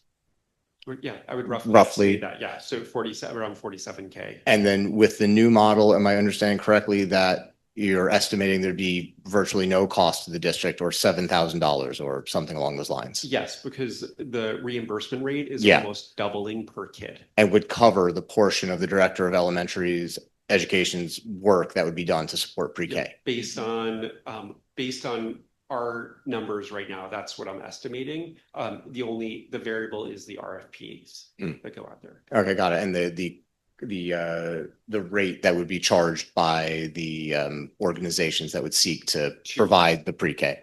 And then I want to ask about classroom availability. I remember hearing in a previous survey the importance of having some available rooms in a building for various needs, whether it's enrichment, whether it's extra support, et cetera. So if we move forward with this proposal and have 2 pre-K classrooms at each elementary school, how many extra rooms will we have left over that are not allocated? Right. So at Roaring Brook, there would still be 5 classrooms that will not be allocated. And West Orchard, it has a different type of layout. So size-wise, I would say there would be about 7 classrooms unallocated. But if we would need to, because we had removed some walls from classrooms to create common space that used to be classrooms, so we would just have to recreate them. But we have the space for 7 additional classrooms at West Orchard. When those classrooms are being used, but we can reallocate what's in them. Like we have a lot of classroom spaces that are used for other things other than like core instruction. So we'd be able to condense our spaces. Yeah. So what are the changes? I mean, what are the rooms that would put pre-K into? What are they currently used for? And then where would those uses go to? Go ahead, Adam. So at Roaring Brook, one of them is like a book storage room. It's a former classroom and there's just bookshelves in it. So we would just find other places for the storage. One of them is an interventionist's office. It's a full-size classroom for an interventionist. Usually interventionists are not in a full-size classroom by themselves. In fact, it's sometimes even more challenging because you're like one-on-one with a student or just a few students and you've got this kind of cavernous space. So we'd relocate them. We have some offices up the hallway at Roaring Brook. At West Orchard, we have after the aftercare program, which is like the Healthy Kids after school program that uses a classroom, we can relocate them to the kindergarten section. We've got a couple of empty classrooms, and we have a faculty room, which we may repurpose, or the professional development room. We've got 2 options there. So we'll have Mario and his team look at them and see which one we can more easily convert back over to a classroom. But those, really, we'd relocate the faculty room, the PD room, we would have just moved to another space. We could perform those functions elsewhere, and the faculty room, we have another room we could put it in? Yeah. Or? Yes. Yep. Absolutely. Okay. Yep. Yeah. Thank you. I have one clarification question, and potentially a follow-up. So is it Model 1 or Model 2, or is it if there's more children than we can facilitate in the classrooms, we also do Yeah. Model 2? Great. So we are definitely all in Model 1. Right. We want to have students in our buildings and we want to support their instructional growth, or 4. If we have overflow, I think we should look to support students through Model 2, which is why we're going to do an RFP for both. Okay. So then my follow-up is students who would, if that happens, and students who would be placed elsewhere, a la Model 2, what kind of educational oversight do we have on what's happening in their classrooms to make sure it's like an equitable experience? So they're private organizations. Yeah. And so it would be minimal. Okay. And so that's part of why we would like to have everyone here. Mhm. That doesn't mean we can't we partner with our preschools a lot, but at the end of the day, they control their instructional program. But it's my hope that everyone who wants to be served in our buildings will have enough space for them. Thank you. If I can follow up to your follow-up. If we go with Model 2, I saw on your slide that it's no cost to families. It's their those private preschools or organizations would be getting reimbursed the same $10,000 per student that we would be getting reimbursed? So we would wait for them to respond to the proposal, and they would set their rate within the proposal. And then we would decide whether or not we were able to meet their rate based on a variety of factors. Okay, got it. Thank you. And just that they need to, there are very specific requirements about their spaces, their time, and their curriculum that are assigned by New York State that they would need to meet in order to respond to the RFP. More so than just being a licensed preschool. Yes. More hoops to jump through. Yes. And I would assume that the $10,000 per student is less than their current tuition prices. So, It depends on where they're going, right. right? Okay. So I think if all of the stars align, this would be an incredible opportunity for the families in our district who have like young children. I'm excited for it, but I'm not gonna lie, I'm a little nervous because again, we just don't know. I guess my only thing that I would ask is, I know that Dr. Ackerman just mentioned that how we have, good relationship with, local preschools already. And we will probably have more if they are responding to our RFP going forward. But if we can get those conversations, if it's not already started, to just be in conversation about what is happening and how what is happening at the state level in terms of our mandates and or what we are allowed and capable of doing, but also how that kind of takes there's a role for the current preschools that are out there right now that are servicing all of our students that are here. And so like, I think if we could start conversations about like, okay, we know that there might be a frustration on both families and the preschools themselves because, the date is later than they would like it to be, just kind of opening up that conversation to say, these are the reasons, and we would not be responsible if we couldn't provide. It would be harm the other way around, right? When, when they don't put the deposit down and then they say, okay, they said, I got picked, and then something happens and, oh, I'm sorry. And now there's no opening at the preschool of their choice.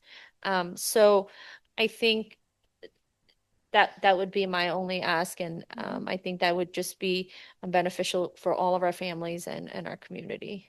But thank you for that. So does everyone conceptually approve us moving forward?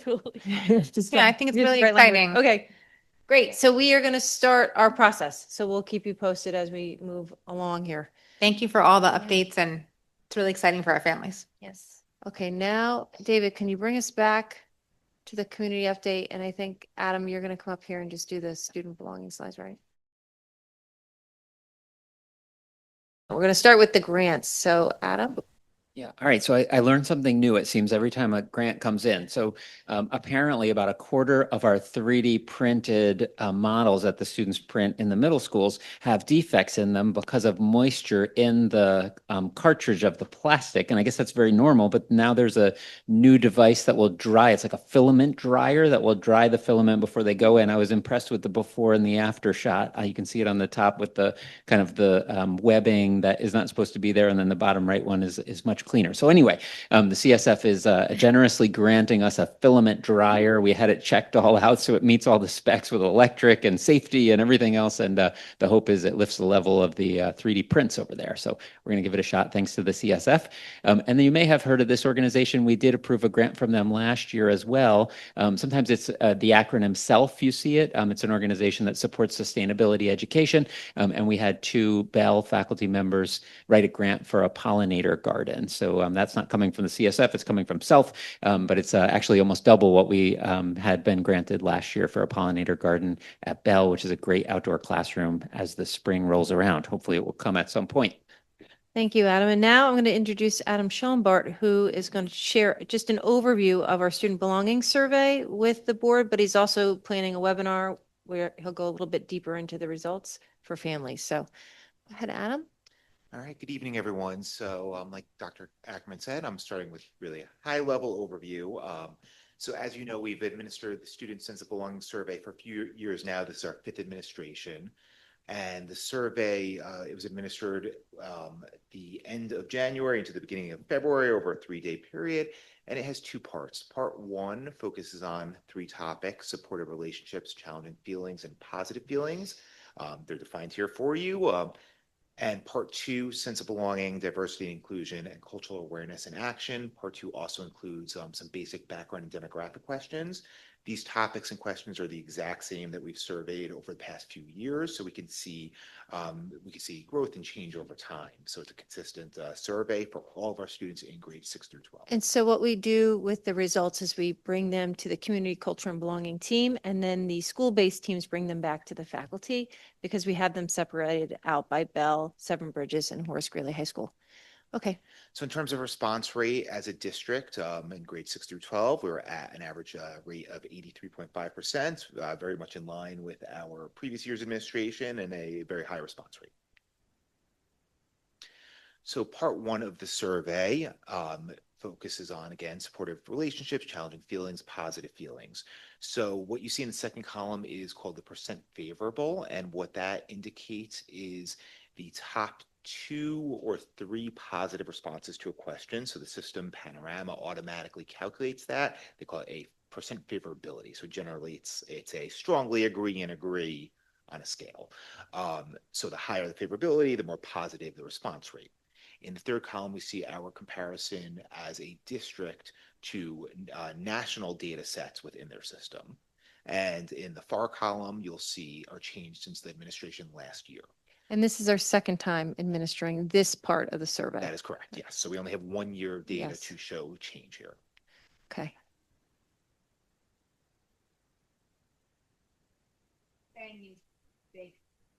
Oh, thank you.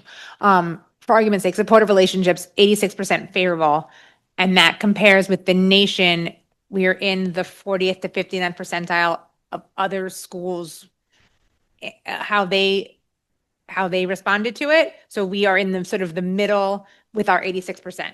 That is correct. Okay. And in the webinar, I'll get into more detail with that. The system actually allows us to compare some of the metrics, not just to national data sets within their system, but I can actually filter by, for example, suburban high schools and other demographics. So we can look at more closely for some of the metrics districts more aligned with ours. But yes, that is correct.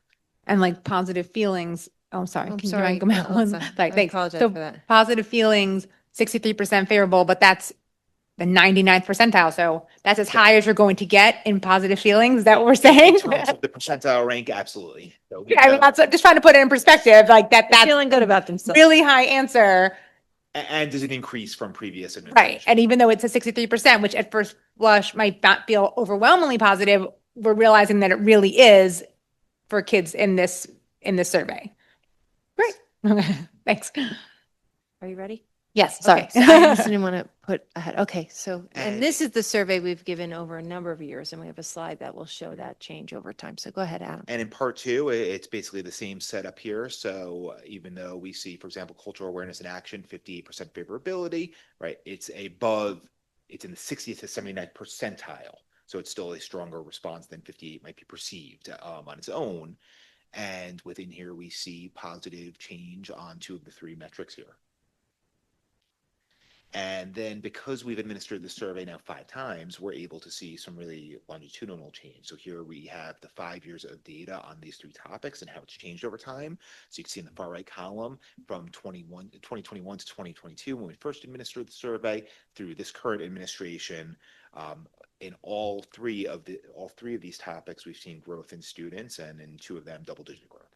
And so I think it's just important to kind of remind everyone that what's within the subcategory. So diversity and inclusion is how fair school is for students from different races, ethnicities, and cultures, how diverse, integrated, and fair school is.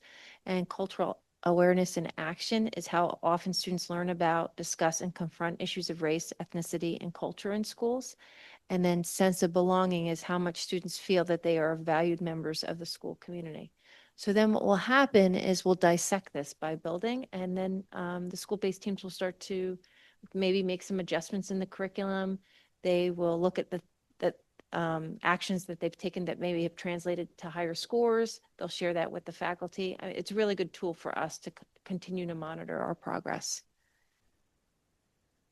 Oh, sure.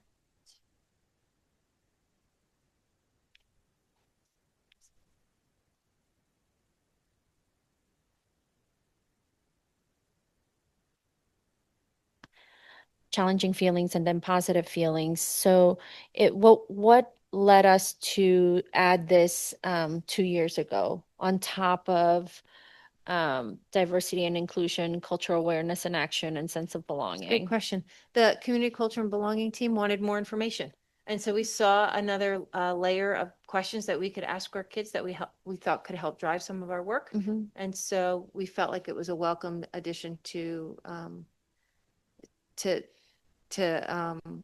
our community work around how to best support our kids. Andrew, would you agree with that, since we were both part of that? Yeah, and also there was the staff sense of belonging survey already included questions like this in it, standard one. And for whatever reason, Panorama had it's as a separate survey. And we also had an interest in mirroring the same kind of belonging questions we were asking of our staff, of our students, and made sure we included it. Now, I know that you were trying to explain to us what these topics mean, especially in the part 2.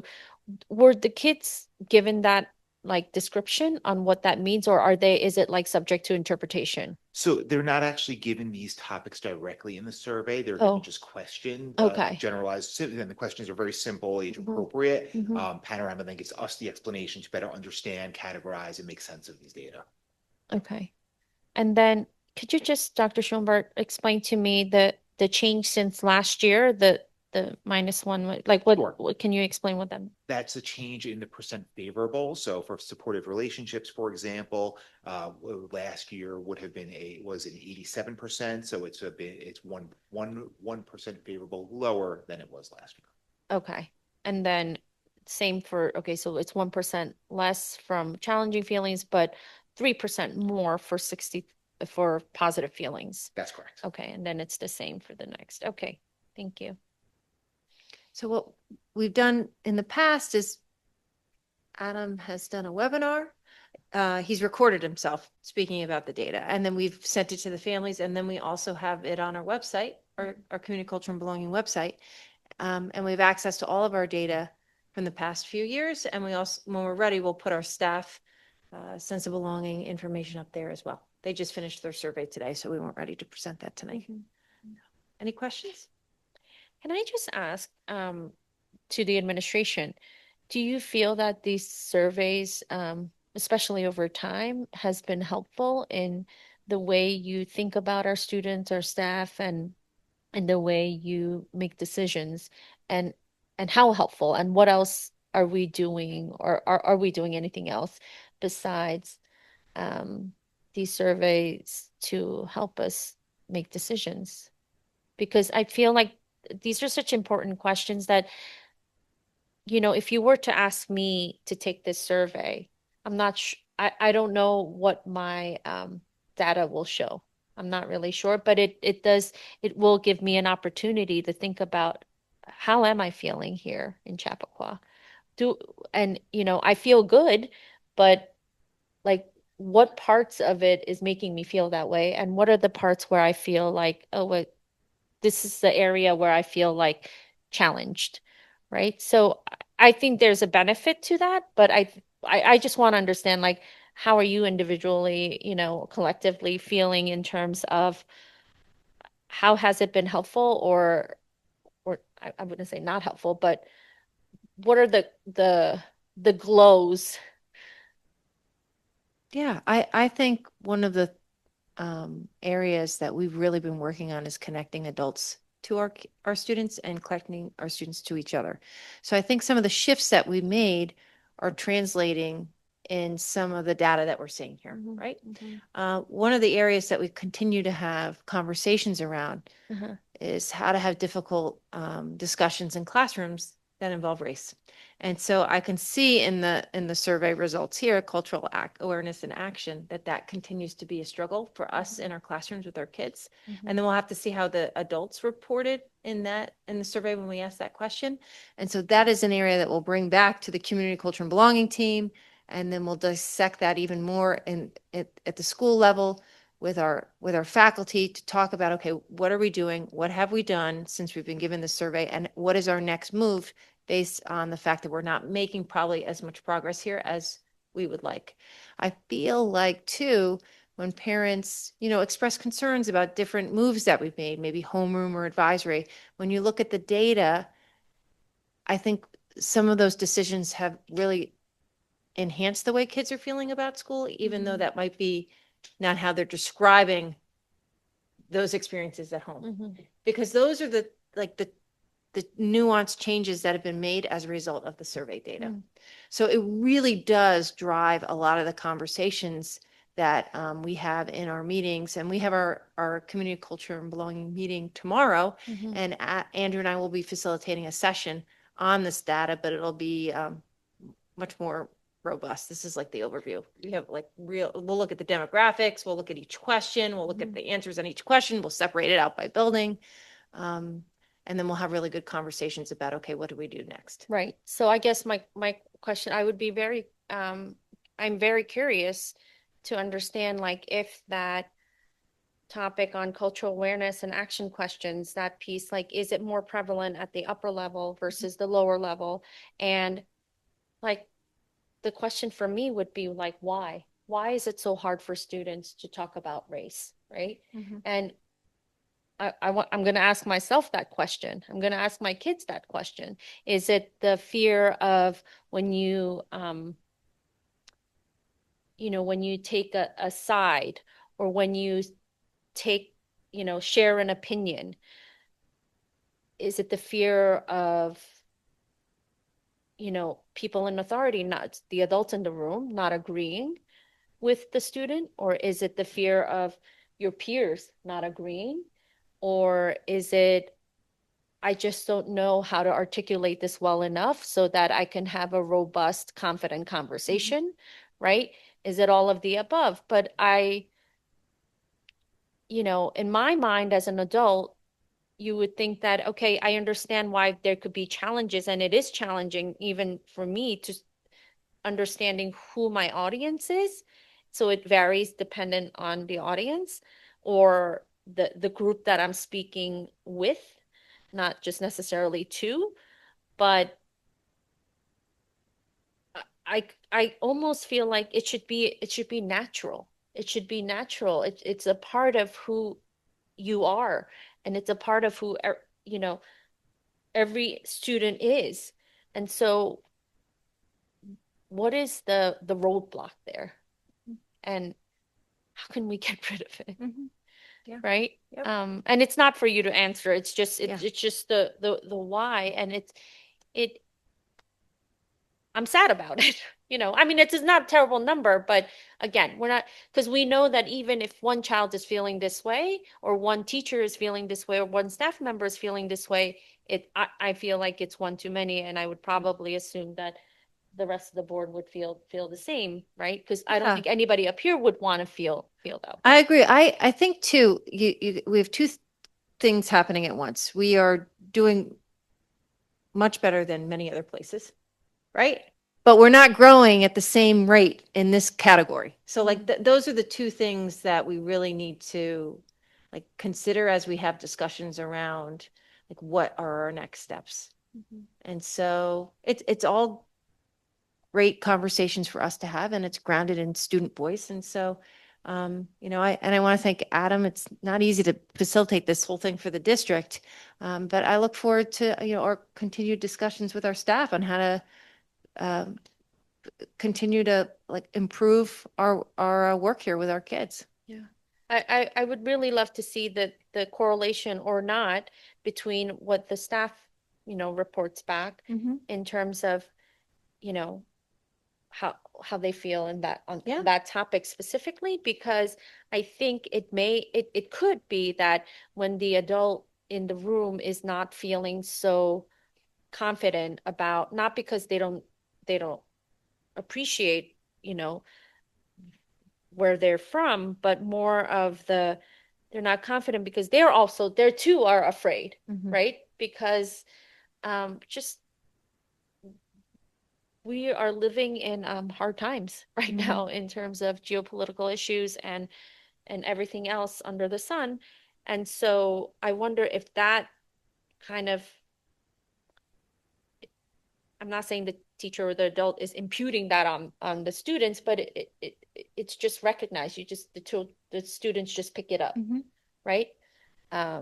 So I wonder then, is it worthwhile or not is it, but how can we support the adults more so that they feel comfortable enough to say, well, and have these conversations around race. And then what does that look like, right? And it's not just a checking of the box or saying, well, these are the areas that I'm comfortable talking to you about, whether it's race and your food or race and your language, but pushing ourselves and just showing up in an authentic, real way so that at least that is picked up by everybody else around you, so that whatever you say, you might make a mistake, but it's okay, right? And that graciousness is there. So I really look forward to that. Thank you. Great. All right, and then just thank you, Adam. And then we just have a whole host of upcoming events. We are on break next week, but before break, we have family bingo night at Roaring Brook, and we begin our sports registration process for modified, and we have science research and share kids night in event, and we have a lot happening as soon as we return from break. But I hope that everyone who's taking off next week enjoys the time with their families. And that's the end of the superintendent's report. Thank you. Okay, moving right along. We are at the committee reports. So committee reports, we had Wellness Committee, Facilities Committee, I think that was, and did we have anything else? there was a scholarship fund meeting. No, we didn't have any And then other the liaison committees. reports, yeah. So we had the scholarship fund meeting. So I'll open it up to anybody that was in attendance. I will start with wellness. Mhm. Turn my mic on. Wellness had a really great meeting. We met at Bell, change of venue, and we went down to see the cafeteria, which has had a lot of improvements in updated equipment and also just the flow of how the kids get their lunch. So less waiting time because they come inside for the hot lunch or they go outside for the snacks, and it seems to really be cutting down on the wait time. And the new equipment was beautiful and made the food look even better. After we toured the cafeteria, we talked about our phys ed update.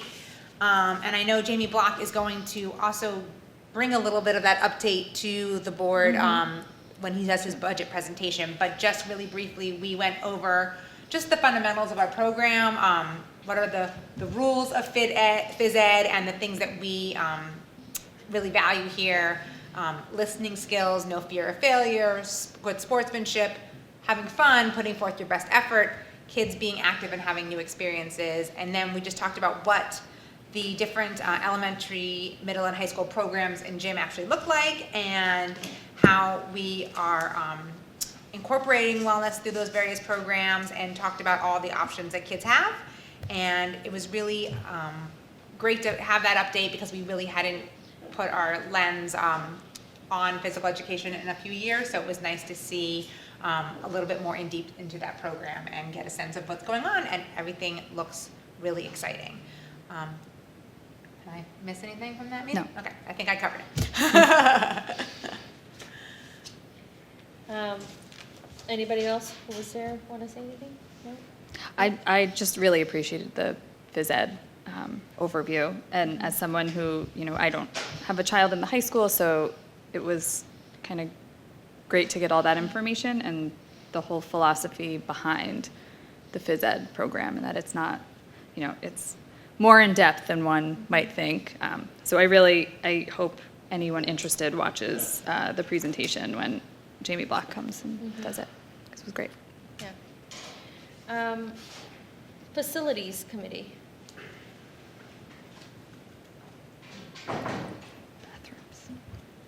Sure. The Facilities Committee examined the proposed uses for the capital reserve that we are seeking to allocate.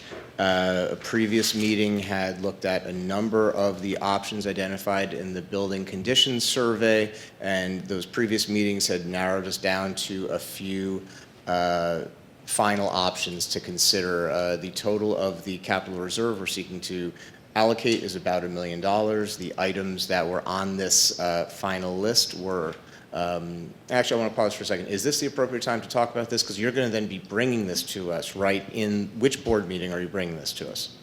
This will be in The presentation that I do on the first meeting. The first The one. proposed budget, yeah. So we've narrowed down to a few final options that then Josh will be presenting to us. So everyone will get to see that when you give your explanations, for one. That'll be it. And we also toured some bathrooms. That's right. Yes. And we saw some casing.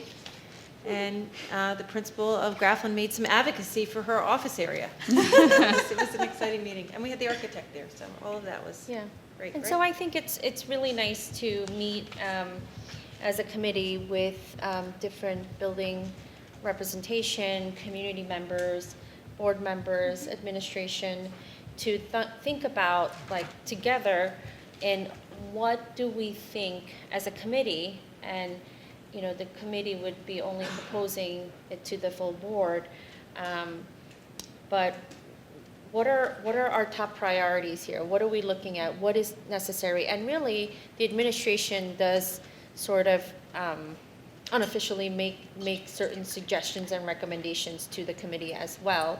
And then we have this conversation, we have that tour. And yes, bathrooms was up on the list of considerations, but then the question becomes of which bathrooms, how many bathrooms in which buildings, and then what is the cost, right? And but again, we're going to have a more robust presentation and conversation about it, I'm sure with many slides, which helps us follow along, actually. So I appreciate that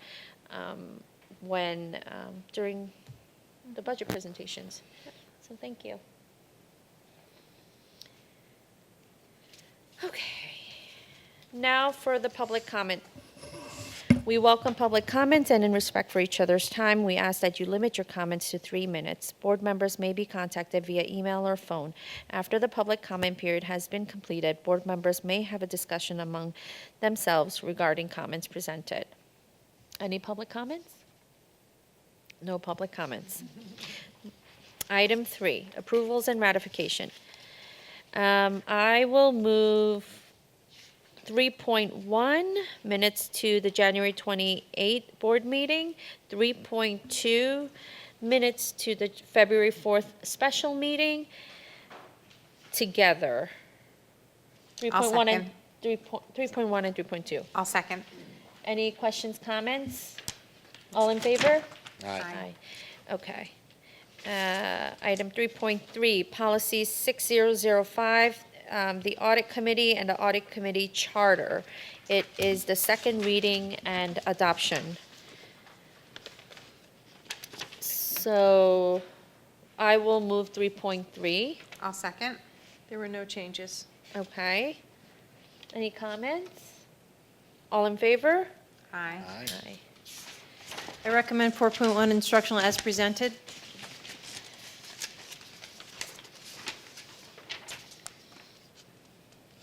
I will move 4.1 as presented. I'll second. Any questions, comments? All in favor? Aye. I recommend 4.2 well, maybe I'll just sit here and not recommend it. Yes, I was just going to Let say. me just sit here, folks. And I could Can we not- remove any items from I could also not acknowledge the recommendation.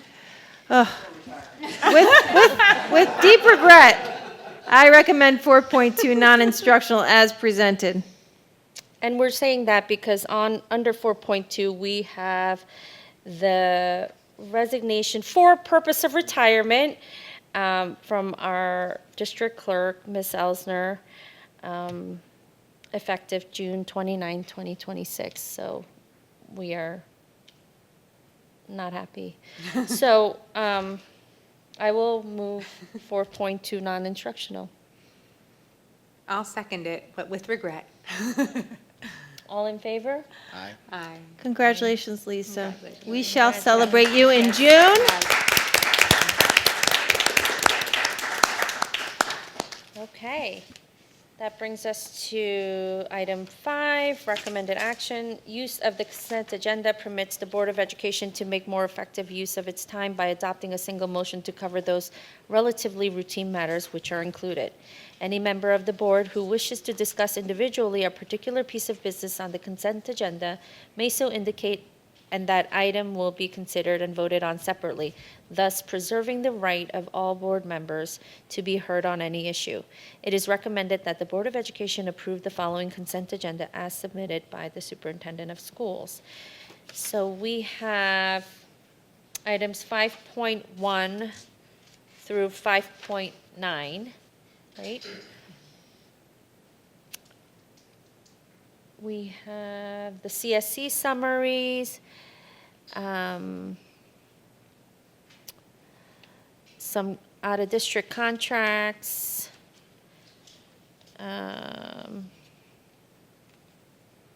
what else do we have? The filament dryer that Dr. Pease talked about, some bid awards. So can I have a motion for items 5.1 through 5.9? I'll move. Anybody have any comments, want to remove any? No, okay. All in favor? Aye. Aye. Okay, nothing under 6 and 7. So that brings us to financials. Item 8.1, be it resolved that the Board of Education hereby acknowledges receipt of Claims Auditor Report for January 2026. May I have a motion for 8.1? I'll move. Comments, questions, all in favor? Aye. Aye. Notice of future meetings. Our next meeting would be March 4th. That will be the superintendent's budget proposal.